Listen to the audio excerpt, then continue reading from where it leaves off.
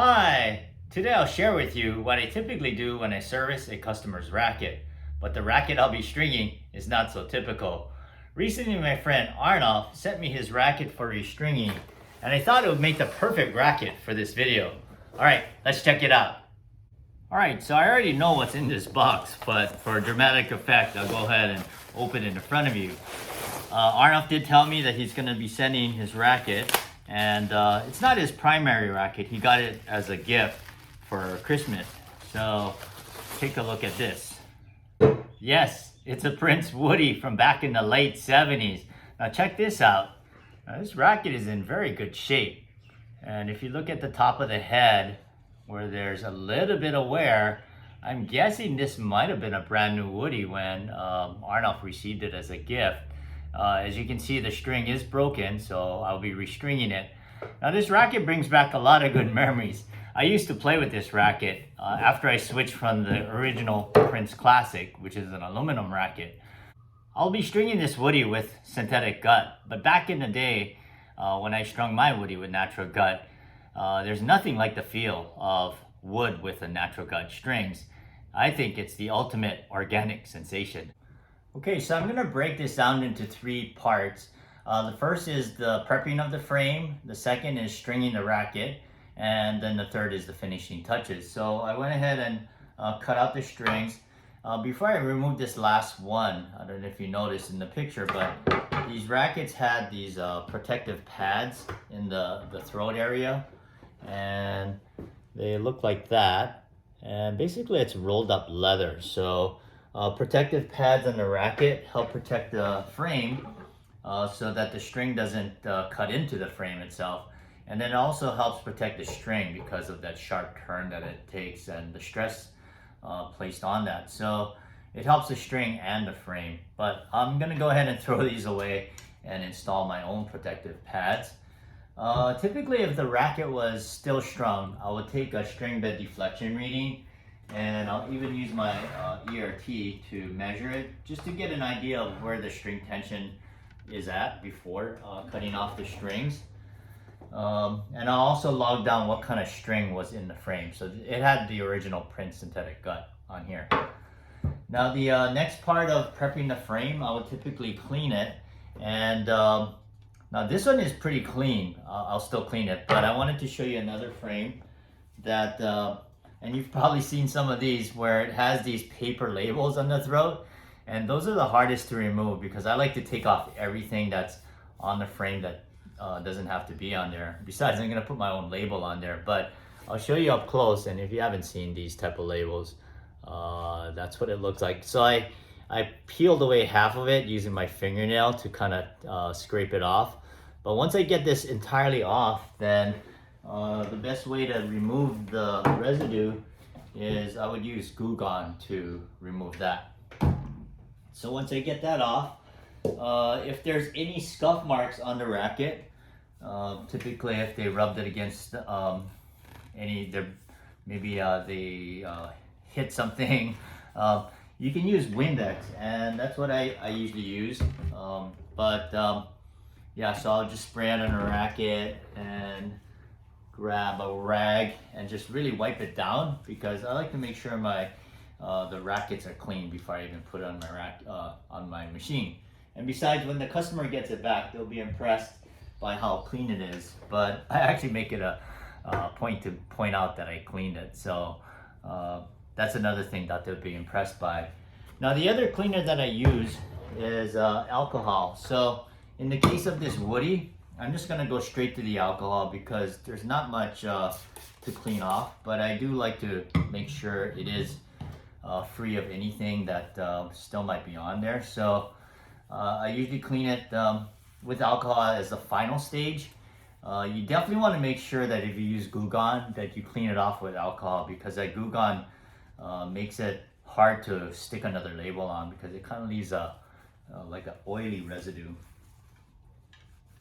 Alright, so the racket's all cleaned up, and the next thing I'm going to do in prepping it is I'm going to take some specifications. So with the Babolat RDC, I can take all of that, but I prefer to use my kitchen scale for the actual weight. I feel like it's a little bit more sensitive So what I'm gonna do is I'm gonna take the weight in both grams and ounces.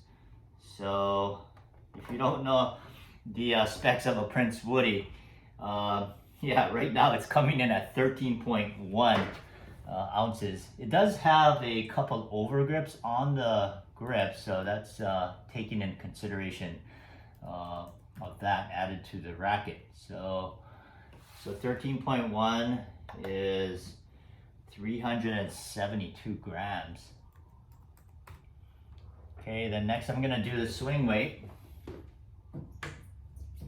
and get this in here.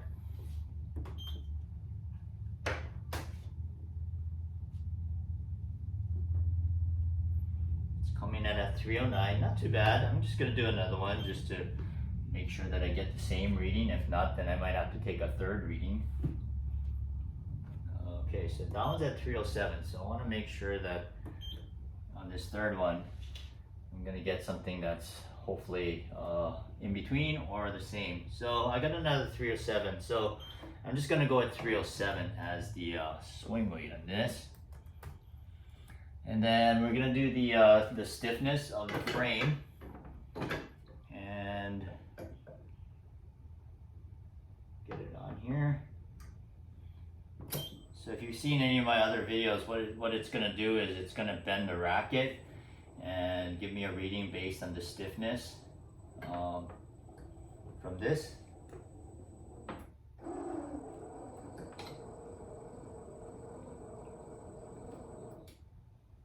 Wow, I got 47. I thought it was a little bit stiffer than that. All right, so I got this logged in. Now you might be wondering what customer file or what I'm using as a program. I know that there's a lot of programs that you can purchase, which are good. And I did try to convert to String Job, but I have so much data in here that it just seemed like it was gonna be time consuming. What I'm using is just a Microsoft Access. One of my friends helped me create a file that I have all this data in. So I'm gonna go ahead and also put today's date that I'm stringing it up. And yeah, so we're good to go. We can start stringing up the racket. Before I start stringing the racket up, I did want to tell you about the string setup. So on this racket, when it was originally launched in the late 70s, the tension on this is 70 to 76 pounds, but I'm not going to string it that tight. I'll go at 60 pounds. And the strings I'll be using is a Prince Premier Control. It's a multi-filament in 17 gauge. Now the protective pads that I mentioned earlier, I'll show you how I'm going to prepare those. All right, so the protective pads is something I used back in the 70s when I was stringing. And we put protective pads on all the wood rackets in that first two to four strings at the bottom in the throat area. But what I've used, and this is kind of expensive taste, is a fairway grip. Fairway seconds though, so it's cheaper, but you can still get these if you like leather grips. And the fairway grips, in my opinion, is the best leather grip.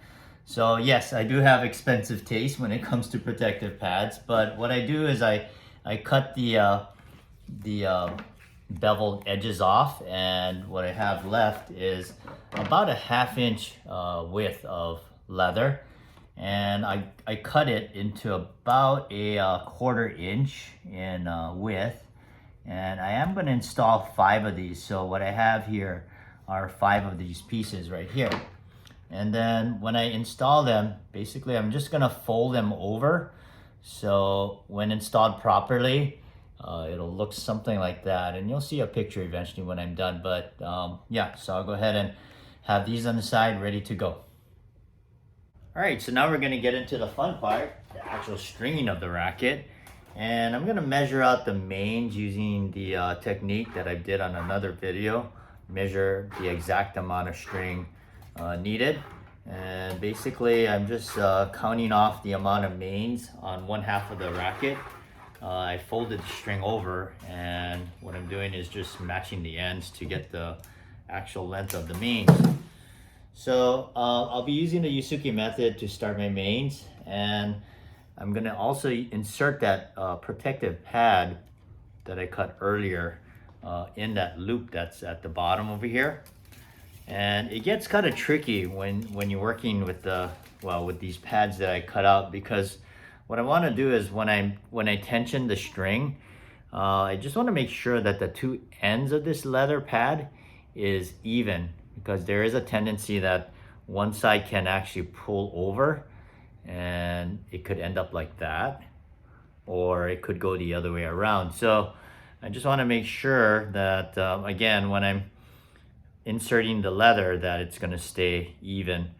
The other thing too is I'm going to make sure that all of these pads are facing the same direction. I just like it to look uniform, so you don't want it randomly facing in opposite directions. So I'm gonna start with this first one. Sometimes it might take a couple of attempts to make sure that it comes out, but when I'm done with this racket, I will take a picture so you'll get to see it at the end. It's kind of hard to see right now in the video, but I'll go ahead and make this first attempt here. Yeah, and that came out good, so I'm gonna go ahead and again use the Yusuke method. And I'll finish this racket. I'll go ahead and do this in fast forward, so it'll be a lot quicker. And I'll come back to you when I'm towards the end of this racket.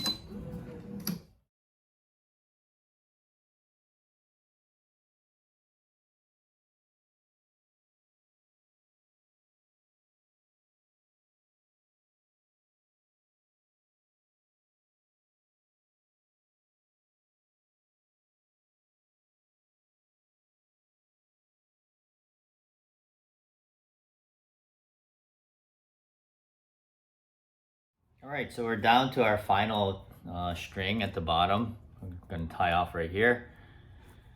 And again, this had 16 mains, 19 crosses. It's pretty straightforward, except when I started the crosses, I need to make sure that the grooves matched up to where I started the crosses. I did string it 2-piece, so yeah, you just wanna make sure you pay attention to that. If you do it wrong, then you'll realize after you get to by the second or third cross that you need to start the crosses on the opposite side. So yeah, you just need to make sure you pay attention to that, or any wood racket for that matter, because it has set grooves where the crosses have to be installed from. And yeah, so make sure you're checking that out. All right, so I'm just gonna do the final straightening of the strings and just all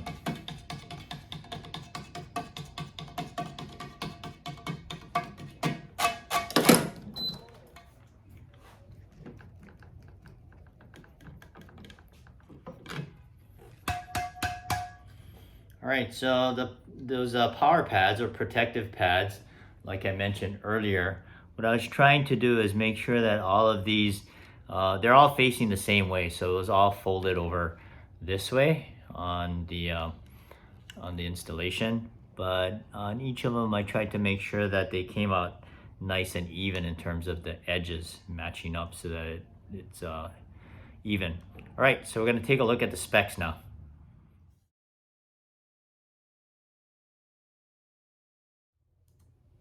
All right, so now we're getting into the final touches, and what I logged down on this so far is I put the date and also the restring date by, and it's kind of based on what I know about the customer and the type of string. So I'm going to go ahead and first take a tension test with the IART, and I'm going to also do it with the RDC to get the string bed deflection. But I'll start with this, and again, it was strung at 60 pounds.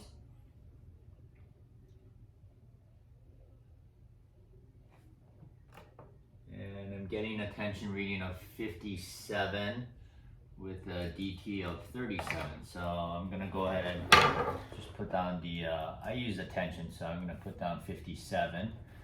And then we'll take the rest of the readings, starting with the swing weight.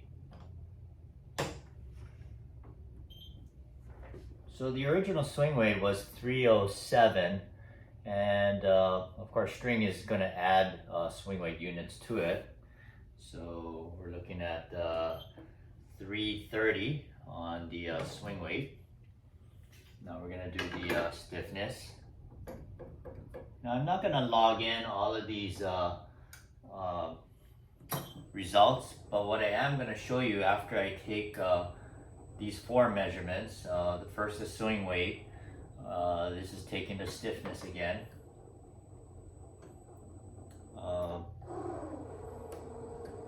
When you do it after you string the racket, it's usually lower by a couple of units. So remember, it was at 47 when I first started, and wow, it dropped down to 40. It usually just drops a couple of units. You know what, I'm going to take that again because that's quite a differential from 47 to 40.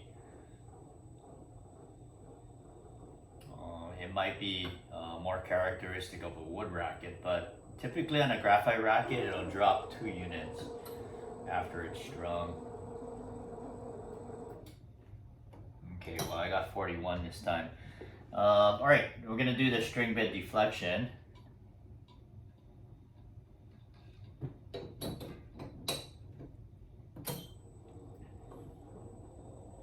Now I will be writing this down, the string bed deflection. So I'm getting 62 on that. And this is going to take the overall weight. And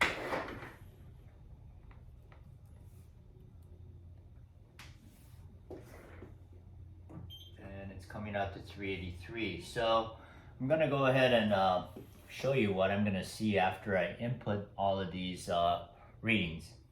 All right, so this is the screen that I was looking at on the RDC. And I know it's hard to see, and hopefully you can see enough of this so you can follow me. But on the weight, it's 383. That was a static weight. String bed deflection 62. Frame stiffness at 41. And this inertia is actually the swing weight. So based on those 4 readings, what this RDC does, it converts it into power, control, and maneuverability. But of these 3, what I do is I pay attention to the power number. And that's what I put down in my customer file, because if, let's say, a customer wanted to increase the tension by, let's say, 4 pounds, maybe do 64, this number 27 will probably decrease. Well, it will decrease, but by how much? I don't know. It might be 5%. But at least it shows a customer what it actually does to the racket when you increase or decrease the tension. So that's just another reference number that I like to log into my customer file. I did want to mention a couple of things that I forgot.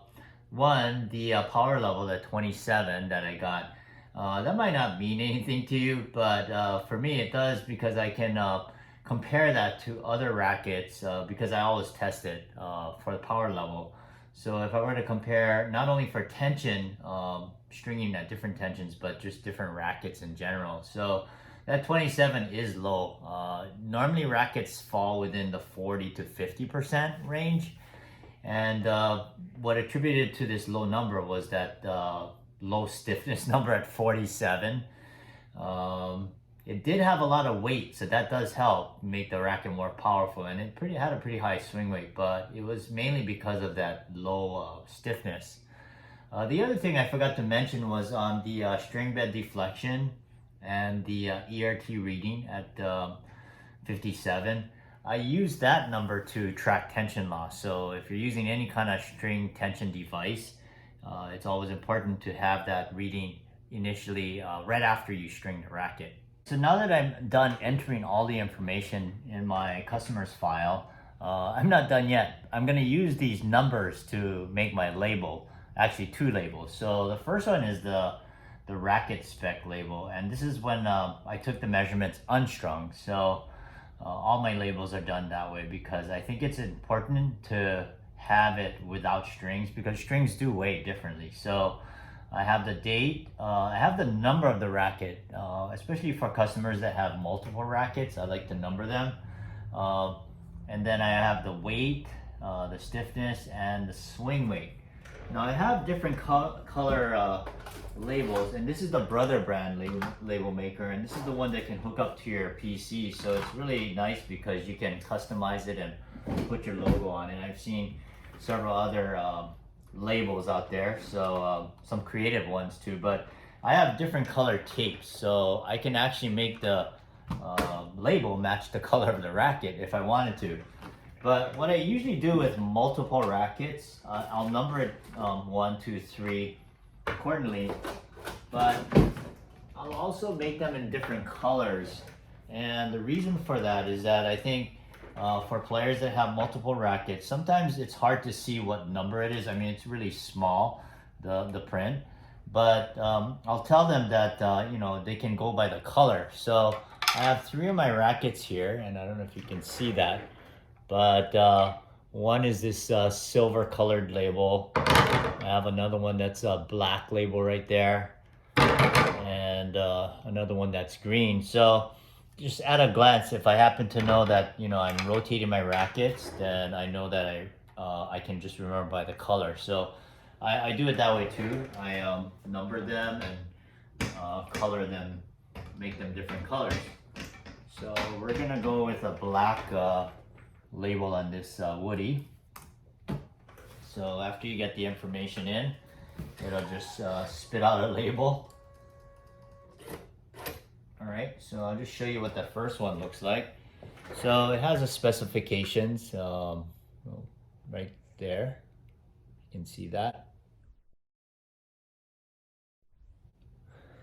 And the other label I'm gonna have is for the customer's, for that particular string job. So I'll have the customer's name, the date, tension.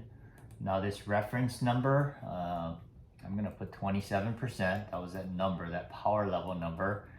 And I have a restring by date. So based on what I know about this customer and how frequently he plays, I'm gonna put 6 months for this one. This is not his primary racket. It's just gonna be a racket for him to hit just for fun. So I'll go ahead and print that out.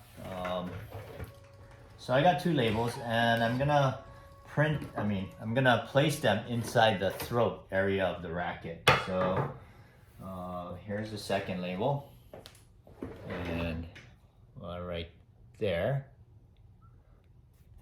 And so what I'm gonna do is just place this in the throat. And I am kind of particular on how I put it in there, so I do it a certain way, but I'm gonna go ahead and line this up.